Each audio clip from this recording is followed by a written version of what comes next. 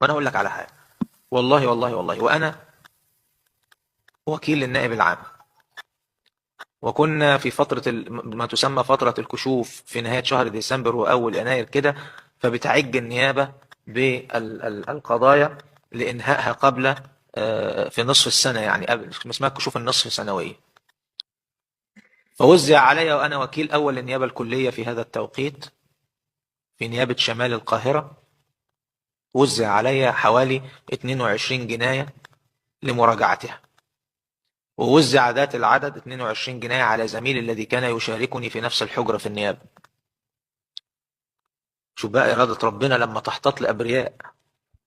فأنا أقرأ براجع محاضر الضبط، فوجدت أن نفس الضابط هو معاون مباحث إحدى الأقسام اللي في القاهرة، هو اللي بيحرر محضر الضبط في القضية دي ودي ودي ودي والكلام ده.